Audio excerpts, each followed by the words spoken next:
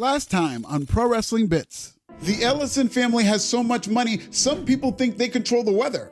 Their words, not mine. Larry Ellison owns Paramount Plus, who lost out on the deal to buy WBD after being a frontrunner. They won't go down without a fight. Paramount Plus made a controversial decision to settle a lawsuit with Donald Trump over an interview with his forever op Kamala Harris. The Plus people made an even more polarizing call to cancel The Late Show, featuring Donald Trump's forever op Stephen Colbert. This quid quo pro relationship between Donald Trump and Paramount Plus is what I think is gonna undermine the Netflix purchase of WBD. Whoever even put this contract together was already extremely skeptical about Netflix and WBD even making it to the altar, because they already signed a prenup. The Netflix WBD deal comes with a historic breakup fee if the deal falls apart, meaning Netflix would have to pay WBD $5.8 billion if they didn't merge. 2 months later. Paramount Plus has completed its hostile takeover of WBD just like I told you they would. Netflix fell through, and WBD is getting passed around like Bonnie Blue, so even though it's pregnant with a new merger, Paramount isn't out of the woods either. But what does that mean for AEW? Should Tony Khan and them be scared? Yes, they should be terrified. Tony should be shaking in his damn snowshoes. Today, we're going to talk about AEW in the Paramount era, the disaster it creates alongside the rise of Brody King, and why AEW suddenly finds itself in the national television playoffs and on the brink of elimination. The deal is deeper than dollars per share. Tony Khan has backed into the biggest right-wing media empire in America, and AEW is on the wrong side of Paramount's politics considering its most popular chant. Despite its left-leaning fan base, AEW's product is set up for white excellence. And with WWE in the midst of a black renaissance, will AEW counter with an all-American product designed to pop the excited whites? Subscribe in Swahili.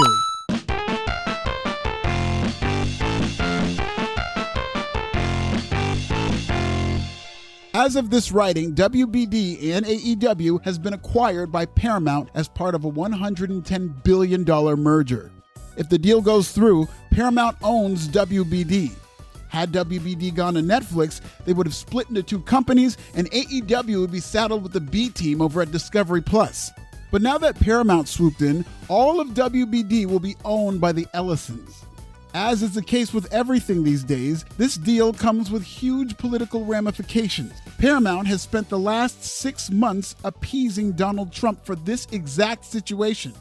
Once Paramount gets approval from The Apprentice, CBS and CNN will be compromised, with Fox News already an institution in cracker rhetoric. The Paramount WBD conglomerate will be a red wall of networks that won't dare say anything inflammatory about President Trump and his fascist regime. That is, until you pull up to HBO Max and hear... Herein lies AEW's problem. AEW's appeal is as a punk rock upstart wrestling company. They're the alternative to the industry-leading Connecticut corporation of WWE. AEW is a do-it-yourself wrestling promotion with an indie-rific flavor and a Nepo Babies bankroll, so they appeal to a more liberal fan base. Some of their biggest stars, like Hangman Adam Page and Brody King, have been outspoken about ICE. MJF once said that AEW doesn't censor its fans. But if AEW wants to stay off Paramount's chopping block, censoring those chants is exactly what they're going to do. The F-ICE chant is as hot as fish grease. AEW is currently on a tour of the West Coast, and one liberal city after another is lining up to talk that fuck ICE shit.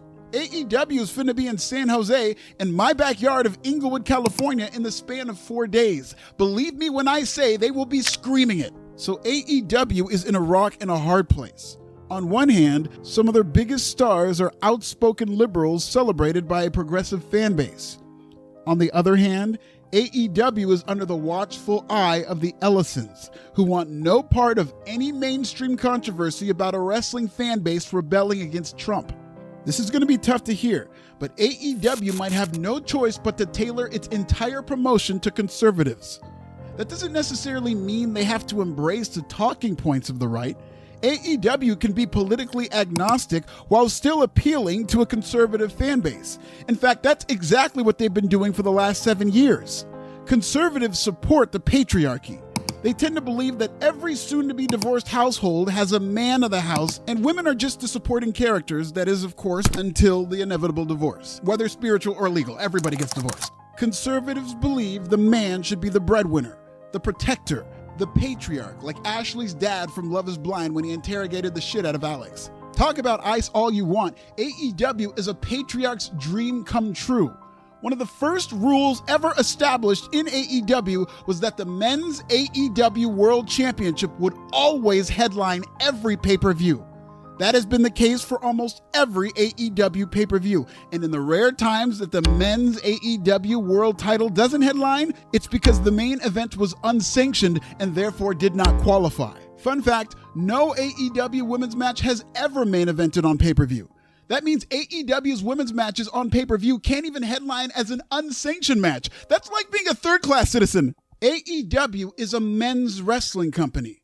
Their pay-per-views have a small but dedicated audience that wants to see hours and hours and hours and hours of high work rate 5-star wrestling, whatever that means. AEW books on the strength of their matches rather than emotion, and Tony Khan's own booking statistically tells me that he doesn't think any woman's match in the history of AEW can follow a men's match.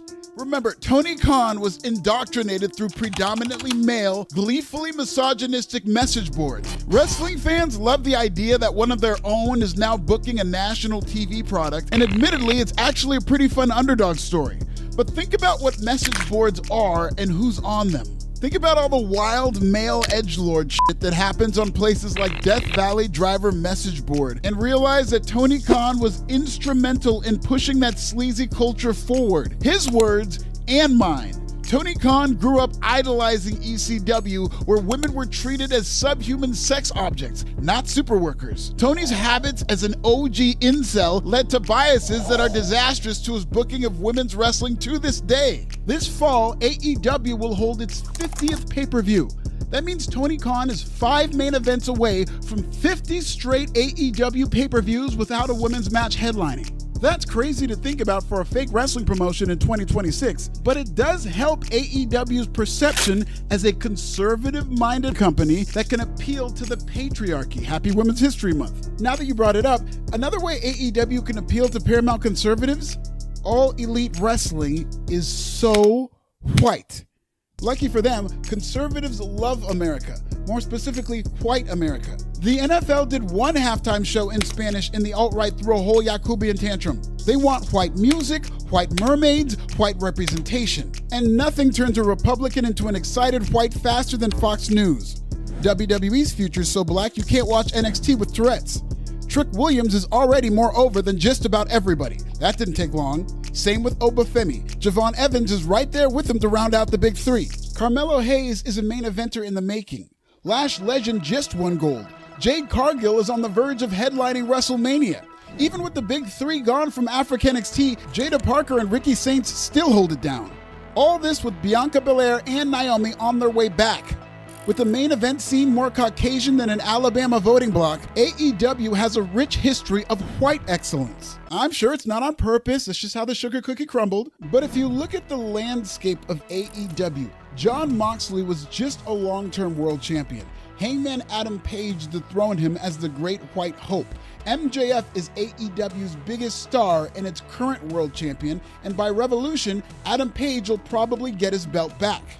That's a lot of white male excellence, and aesthetically, AEW can use that to their advantage. In fact, they have no choice. As good as AEW is at booking the whites, watching AEW try to relate to black people feels like do-rag Vince. In fact, it's worse. The mostly Caucasian voting bloc that is the Wrestling Observer audience comprises of primarily hardcore AEW fans. That fan base voted Max Caster versus Anthony Bowens as the worst storyline of 2025. So when it came time for a pro AEW audience to give out a negative award, they decided they hated these niggas more than they hated WWE. Speaking of which, Booker T's goated commentary was voted worst of 2025 by these subredditing super honkies. AEW does not get black culture at all. Even their one black main event stable was run out of the company. You see, this is the type of evidence Tony Khan needs to submit to the desk of Larry Ellison so that they know that AEW can survive as the crown jewel of Paramount's white portfolio. If MJF doesn't show up to the Paramount upfronts in his real American gear, then maybe AEW just doesn't want it bad enough. And speaking of crown jewels and real Americans, the Saudi government just handed AEW a golden opportunity to exercise its patriotism. WrestleMania 43 is headed to Saudi Arabia in 2027. This will be the first time in history WrestleMania isn't held in North America, and the first time since 2020 that there will be no stadium WrestleMania at all. This has led to speculation of AEW holding a WrestleMania-like event in its place. All the displaced and disillusioned fans who can't or won't make the trip to Saudi could instead go to a de facto WrestleMania at a cheaper price. Since it isn't being run by Riyadh and what I'm told is the only corrupt government in the world, Tony Khan and AEW could have a domestic supercard as an all-American WrestleMania.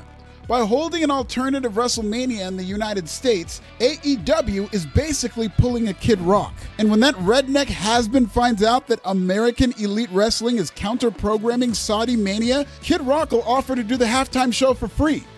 He could be AEW's Jelly Roll. AEW is liberal in spirit but conservative in execution. Tony Khan is horrified by the "fuck ICE" chant. He doesn't want fans rebelling against a fascist regime. AEW is not the punk rock, uncensored brand that the sickos say they are. AEW is not here to die on anybody's anti-immigration hill. Anthony just wants to make matches and kiss Dave Meltzer on the mouth. And AEW's best shot at survival is to dance to the beat of Donald Trump. Brody King is the most polarizing man at the intersection of AEW and Paramount politics. To hear more about the "Fuck ICE" movement, check out this video.